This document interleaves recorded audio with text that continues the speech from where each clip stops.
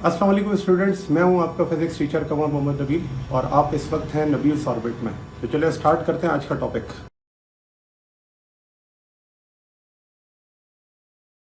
जो chapter number 25 है, ये एक्चुअली किससे रिलेटेड है? मेडिकल इमेजिंग से रिलेटेड है। अब मेडिकल इमेजिंग के अंदर एक्चुअली क्या है, वो तमाम डिवाइसेस हैं जिससे हम इमेजेस हासिल करते हैं, हम मल्टी ऑर्गन्स की। ठीक है, या हम मेडिकल पर्पस के लिए जिन भी डिवाइसेस को यूज करते हैं वो मेडिकल इमेजिंग कहलाती है, जिसमें सिटी स्कैन भी आता है। ठीक है, आपके पास कैट स्कैनर भी आता है, बहुत सारी डिवाइसेस हैं, लेकिन फिलहाल आपके सिलेबस के अंदर दो ही डिवाइसेस दी गई हैं, एक एक्सरे और एक सिटी स्कैन। सिटी स्कैन आपका जो है वो फॉर्मेटिव टॉपिक के अंदर है, सिर्फ और सिर्फ एक्सरेज है जो कि आपका समेटिव टॉपिक के अंदर है। लेकिन एक्सरेज पढ़ने से पहले इन्होंने एक छोटा सा टॉपिक और भी दिया हुआ है, और वो है piezo electric effect and ultrasonic wave. अब देखिए, पीजो इलेक्ट्रिक इफेक्ट क्या होता है। ये जो वर्ड है पीजो इलेक्ट्रिक, ये यूज किया जाता है कुछ मटेरियल्स के लिए, जिन मटेरियल की ये एबिलिटी होती है कि वो इलेक्ट्रिक चार्ज को जनरेट करते हैं जब उन पर स्ट्रेस या फिर प्रेशर अप्लाई किया जाता है। तो पीजो इलेक्ट्रिक इफेक्ट की अगर मैं डेफिनेशन लिखूं, तो वो डेफिनेशन ये है कि piezo electric effect, it is the ability of a certain material to generate an electric charge in response to applied mechanical stress. ठीक है ना। तो ऐसे मटेरियल जिन पर स्ट्रेस जब अप्लाई किया जाता है, तो उनमें क्या होता है, उनमें चार्जेस जो होते हैं वो शिफ्ट हो जाते हैं एक जगह से दूसरी जगह, और इन शिफ्टिंग की वजह से उनमें एक इलेक्ट्रिक फील्ड आ जाती है। इसके डायग्राम में आपको दिखाऊं तो ये डायग्राम इस तरह से, डाइलेक्ट्रिक, ये जो आपके पास पीजो इलेक्ट्रिक मटेरियल है, इसमें तो जब इसमें फोर्स अप्लाई की जाती है ना, तो एक high force per unit area charges को डिस्ट्रीब्यूट कर देती है। तो एक जो चार्जेस होते हैं वो एक सरफेस पर आ जाते हैं पॉजिटिव, और दूसरी सरफेस पर दूसरे चार्जेस आ जाते हैं और वो है नेगेटिव। अब क्योंकि पॉजिटिव और नेगेटिव चार्जेस जो होते हैं वो सेपरेट हो जाते हैं, तो यहाँ पर एक इलेक्ट्रिक फील्ड आ जाती है, और इलेक्ट्रिक फील्ड के साथ साथ इलेक्ट्रिक पोटेंशियल भी आ जाता है। और ये इलेक्ट्रिक पोटेंशियल चार्जेस को क्या करता है, डिस्प्लेस करवाता है। और जब हम यहाँ पर देखते हैं कि जो एम मीटर लगाया जाए तो इसके अंदर करंट आ जाता है, उससे हमें यह पता चलता है कि प्रेशर के अप्लाई करने से भी इलेक्ट्रिक करंट बन सकता है। और ऐसे मटेरियल जिनमें ये काम होता है उन्हें हम पीजो इलेक्ट्रिक मटेरियल कहते हैं, और इस प्रोसेस को क्या कहते हैं, पीजो इलेक्ट्रिक इफेक्ट। तो इसके मैकेनिज्म को अगर पढ़ें, तो इसका मैकेनिज्म क्या कहता है, ये इसका मैकेनिज्म है, when material stress is applied to a piezoelectric material, the center of positive and negative charges within the material shift। ठीक है ना, ये है इसका mechanism, creating an external electric field. तो कहते हैं when material stress is applied to a piezoelectric material, the centre of positive negative charges within the material shift creating an external electric field. जैसा कि आपको यहाँ पे नजर आ रहा है कि स्ट्रेस अप्लाई करने से ये जो चार्जेस है ये शिफ्ट करते हैं, लेकिन ये हर मटेरियल में नहीं होते, स्पेशल मटेरियल्स होते हैं जिन्हें हम पीजोइलेक्ट्रिक मटेरियल्स कहते हैं, जिनमें ये काम हो सकता है, सबके अंदर ये काम नहीं होता। फिर इसी तरह से इसको अगर हम इनवर्स के तौर पर पढ़ें कि भाई अगर प्रेशर अप्लाई करने से इलेक्ट्रिक करंट बन सकता है, तो क्या इलेक्ट्रिक करंट अप्लाई करने से प्रेशर भी बन सकता है? तो इसका आंसर है यस। और वो क्या है कि the material can also generate stress when an electric field is applied. यानी कि जब इलेक्ट्रिक फील्ड अप्लाई करते हैं तो उसमें से प्रेशर भी क्या होता है, जनरेट। और इसकी एग्जांपल क्या है, आपके जो स्पीकर्स होते हैं, हमारे जो घरों के अंदर स्पीकर होते हैं, तो उसके अंदर एक पार्ट होता है जिसे वूफर कहा जाता है। आप देखते हैं कि जब उसमें करंट प्रोवाइड किया जाता है तो वो वूफर वाइब्रेट करता है, और वाइब्रेशन की वजह से एक प्रेशर वेव्स जनरेट करता है। और प्रेशर जनरेट करने का मतलब यही हो गया ना कि ये इनवर्स पीजो इलेक्ट्रिक इफेक्ट है।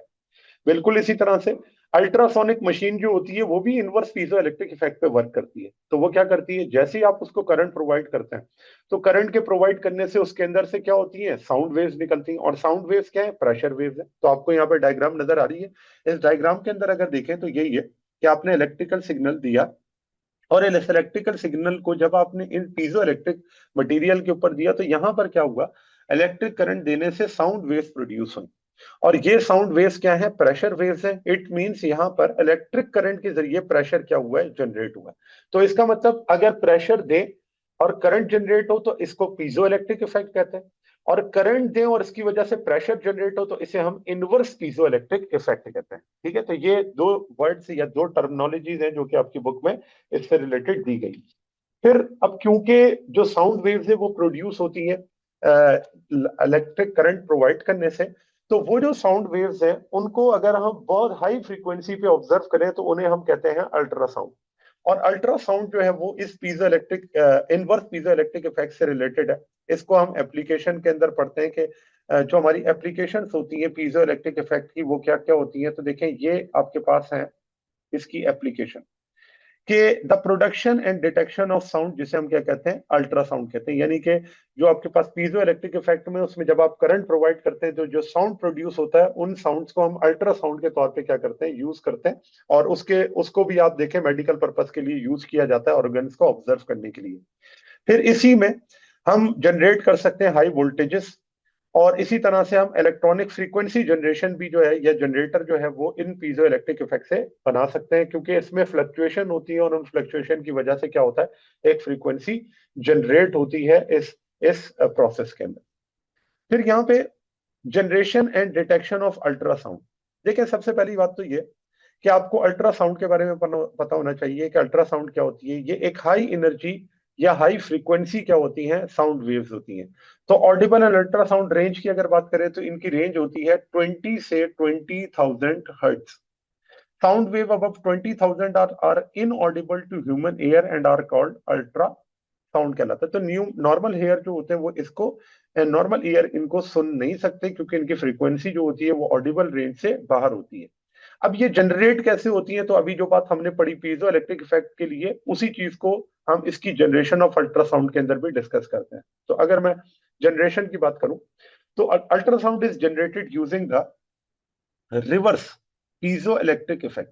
तो रिवर्स पीजो इलेक्ट्रिक इफेक्ट क्या था, करंट प्रोवाइड करें कि जब आप इलेक्ट्रिक करंट प्रोवाइड करते हैं या इलेक्ट्रिक फील्ड अप्लाई करते हैं मटेरियल पर तो उसमें वाइब्रेशन प्रोड्यूस होती है, और वो वाइब्रेशन क्या है, हर वाइब्रेशन को हम साउंड ही कहते हैं। अगर वो वाइब्रेशन 20 हर्ट्ज से 20,000 हर्ट्ज हो तो वो ऑडिबल है, और अगर वो 20,000 हर्ट्ज से अबव हो तो उसे हम अल्ट्रासाउंड कहते हैं। तो यहां पर यही बात है कि in ultrasound equipment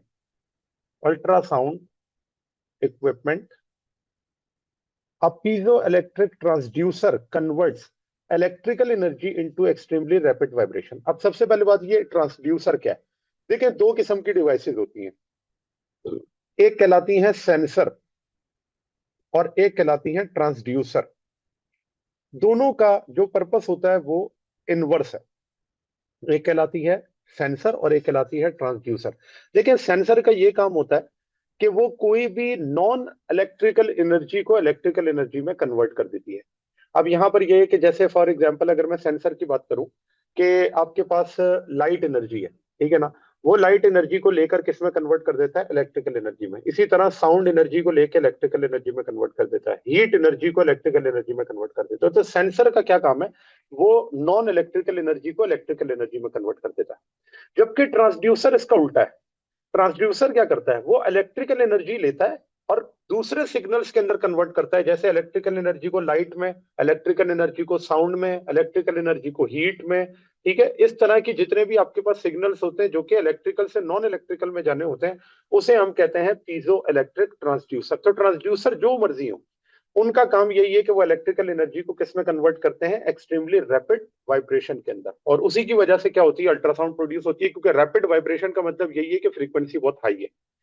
These vibration produce these vibration produce sound waves of such high frequency that are beyond the range of human hearing। और वो frequencies क्या होती हैं, उन्हें हम क्या कहते हैं, अल्ट्रा साउंड कहते हैं। फिर आता है जी डिटेक्शन ऑफ अल्ट्रासाउंड। अब हमने इससे डिटेक्ट कैसे करना है, तो कहते हैं जब when ultrasound waves hit an object they bounce back creating एकोस।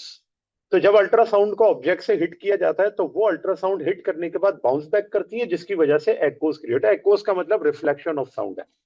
So after reflection और scattering these waves return to the detector causing the piezoelectric material to vibrate। These vibrations generate an electrical signal which is detected and processed। तो क्या होगा, हमने कैसे ultrasound को detect करना है। Ultrasound की डिटेक्शन के लिए यही कि आप अल्ट्रासाउंड वेव्स को हिट करते हैं ऑब्जेक्ट पर, वहां से वो बाउंस बैक करता है। बाउंस बैक करने के बाद जब वो वापस आता है तो वो डिटेक्टर के पर जाता है, और डिटेक्टर क्योंकि पीजो इलेक्ट्रिक मटेरियल है तो वो वाइब्रेट करता है, और उस वाइब्रेशन की वजह से इलेक्ट्रिकल सिग्नल बनते हैं, जिस इलेक्ट्रिकल सिग्नल को हम डिटेक्ट करते हैं और क्या करते हैं, प्रोसेस्ड करते हैं। फिर इसको हम यूज कहाँ करते हैं? तो यहाँ पर हम इसको यूज करते हैं मेडिकल इमेजिंग टेक्निक में। तो मेडिकल इमेजिंग के अंदर क्या है कि इन medical ultrasound the detected signal helps determine the shape, size and consistency of internal structure। यानी कि मेडिकल अल्ट्रासाउंड जब किया जाता है तो उसके अंदर ये अल्ट्रासाउंड हम यूज करते हैं क्या जानने के लिए? Shape, size, consistency of internal structure या ऑर्गन जो होते हैं बॉडी के, उसको हम क्या करते हैं इन अल्ट्रासाउंड के जरिए इमेज बनाते हैं। This information is used to generate a real time image displayed on a screen। तो इससे क्या होता है कि एक रियल टाइम इमेज मिल रही होती है, जैसे एक तरफ कैमरा अगर चल रहा होता है तो दूसरी तरफ आपको इमेज क्या मिल रही होती है? रियल या लाइव इमेज मिल रही होती है। An ultrasound image of the pancreas. अभी आपकी बुक के अंदर एक डायग्राम मौजूद है जिसके अंदर उन्होंने पेनक्रियाज की इमेज जो है वो हासिल की हुई है अल्ट्रासाउंड के जरिए। ठीक है, तो यहाँ पर मेडिकल इमेजिंग के अंदर भी अल्ट्रासाउंड को हम क्या करते हैं? यूज करते हैं। फिर अगर टिपिकली इसको हम मेडिकल के अंदर ऑब्जर्व करें कि किन किन जगहों पर अल्ट्रासाउंड यूज होता है, तो उनमें सबसे पहला आ जाता है जी सोनोग्राफी। सोनोग्राफी या इसको हम एकोग्राफी भी कहते हैं। एको इसलिए क्योंकि इसके अंदर रिफ्लेक्शन ऑफ साउंड के जरिए ही सारा काम हो रहा होता है। तो देखिए इसमें अगर हम पढ़ें तो medical technology uses ultrasound for many purposes. Ultrasound is used to generate images of tissue and organs. ठीक है, तो इसके अंदर क्या होता है कि अल्ट्रासाउंड को वैसे तो हम बहुत पर्पस के लिए यूज करते हैं, इस अल्ट्रासाउंड को हम यूज करते हैं इमेजेस जनरेट करने के लिए, किसकी? टिश्यू और ऑर्गन्स की। This technique is known as sonography और ecography। The great advantage of sonography over other imaging method, इसका मतलब और भी मेथड है इमेजेस हासिल करने के, सीटी स्कैन है और भी मेथड है, लेकिन हम अल्ट्रासाउंड को क्यों ज्यादा इस्तेमाल करते हैं? क्योंकि the sound waves are comparatively less harmful and can even be used for unborn babies. तो ये जो होता है लेस हार्मफुल होता है, इसकी जो होती है वो इतनी एनर्जी नहीं होती एज कंपेयर टू बाकी जो आपके पास गैमा रेज वगैरह होती है, उनकी एनर्जी बहुत ज्यादा होती है और वो क्या कर सकती हैं? एक इफेक्ट कर सकती हैं ऑर्गन्स के ऊपर। तो इसलिए हम क्या करते हैं? सोनोग्राफी को यूज करते हैं। फिर दूसरा, it is used in neuro surgery and treatment. तो ये डायग्नोस या फिर ट्रीट करने के लिए भी यूज होता है। The ability to focus very intense ultrasonic waves in a small region without disturbing the surrounding tissues, providing a very effective tool in neurosurgery। अब देखिए क्योंकि इसकी जो इंटेंसिटी है वो बहुत ज्यादा होती है, इंटेंसिटी बहुत ज्यादा होने की वजह से ये स्पेसिफिक ऑर्गन्स के ऊपर क्या किए जा सकते हैं? इंसिडेंट किए जा सकते हैं without disturbing the surrounding tissue, यानी कि आपके सराउंडिंग टिश्यूज को कोई डैमेज नहीं होगा। ये जाकर जहां पर आप टारगेट जो ऑर्गन्स हैं या टिश्यूज हैं उनको आप हिट करना चाहते हैं, वहीं पे जाके इंसिडेंट होगी। वजह क्या है? क्योंकि इसकी फ्रीक्वेंसी बहुत ज्यादा है। फिर कहते हैं special types of ultrasonic equipment are used for the treatment of arthritis, muscular rheumatism और स्कैटिका। तो ये जो आपके पास से 3-4 इन्होंने बताई हैं ट्रीटमेंट के लिए, बायो से रिलेटेड है, तो इसको हम अल्ट्रासोनिक इक्विपमेंट जो होते हैं इनकी ट्रीटमेंट के लिए क्या करते हैं? यूज करते हैं। फिर अल्ट्रासोनिक फ्लो मीटर। जो अल्ट्रासोनिक फ्लो मीटर है उसमें क्या होता है? It is an important industrial application is the ultrasonic flow meter in which reflecting ultrasound of a flowing liquid led to a Doppler shift that is used to provide the flow rate of the liquid। अब देखें fluid dynamics के अंदर भी हम देखते हैं कि हमें अगर ब्लड फ्लो को कैलकुलेट करना है तो हम क्या करते हैं कि उसके लिए 2-3 आपके पास मेथड यूज होते हैं। एक तो बहुत सिंपल मेथड है जो कि आपका जो है वो किससे रिलेटेड है, जिसके अंदर हम फिग्मो मैनोमीटर यूज करते हैं। ठीक है ना, और ये फिग्मो मैनोमीटर के अंदर क्या होता है कि आपके पास हाइड्रोलिक यूज होते हैं या फ्लूइड यूज होता है इस चीज को डिटेक्ट करने के लिए कि कितना ब्लड जो है वो 1 सेकंड के अंदर पास हो रहा है। दूसरा अल्ट्रासोनिक फ्लो मीटर भी है जो कि इस चीज को क्या करता है? कैलकुलेट करता है। तो इंडस्ट्रियली जब आप इसको देखते हैं तो इंडस्ट्रियली एप्लीकेशन के अंदर अल्ट्रासोनिक फ्लो मीटर जो होते हैं वो फ्लो लिक्विड को ऑब्जर्व करते हैं, और किसके जरिए ऑब्जर्व करते हैं? डॉपलर शिफ्ट के जरिए। अब आप जानते हैं कि डॉपलर शिफ्ट में क्या होता था? डॉपलर शिफ्ट के अंदर वेवलेंथ का शिफ्टिंग होती है, और वो कैसे शिफ्टिंग होती है कि इंसिडेंट वेवलेंथ अगर ग्रेटर हो, सॉरी जो स्कैटर्ड वेवलेंथ है वो अगर ग्रेटर हो या स्मॉलर हो, तो उससे आपको ये पता चल जाता है कि जो ऑब्जेक्ट है वो मूव कर रहा है टुवर्ड्स या अवे फ्रॉम द सोर्स। ठीक है, और इसी तरह से उसकी स्पीड को भी हम क्या कर सकते हैं, कैलकुलेट कर सकते हैं। तो ये आपके पास अल्ट्रासोनिक फ्लो मीटर है जो कि फ्लो रेट को क्या करता है, कैलकुलेट करता है। फिर इसी तरह Doppler ultrasound for blood flow monitoring. तो ब्लड फ्लो की मॉनिटरिंग के लिए डॉपलर अल्ट्रासाउंड जो है वो यूज किया जाता है। This technique has also been applied to monitor blood flow through arteries in the body. Doppler ultrasound uses high frequency sound waves. Let us measure the speed and direction of blood flow to provide information on the blood clots, blocked arteries, and cardiac function in adults and developing fetuses. तो यहाँ पर अगर आप देखें तो जो blood flow monitoring है Doppler ultrasound के जरिए किया जाता है, उससे क्या होता है, स्पीड के बारे में, डायरेक्शन के बारे में आपको ब्लड फ्लो की इंफॉर्मेशन मिल जाती है। इवन आपको ये भी पता चल जाता है कि कहाँ ब्लड क्लॉट है, कहाँ पर आर्टरीज ब्लॉक है, कहाँ पे कार्डियन फंक्शन जो है वो किस तरह वर्क कर रहा है। इन तमाम चीजों की इंफॉर्मेशन भी इस डॉपलर अल्ट्रासाउंड के जरिए मिल जाती है। और फिर लास्ट में detection of cyst and tumours by the analysis of reflected or refracted signal, the cyst and tumor in the body can be located.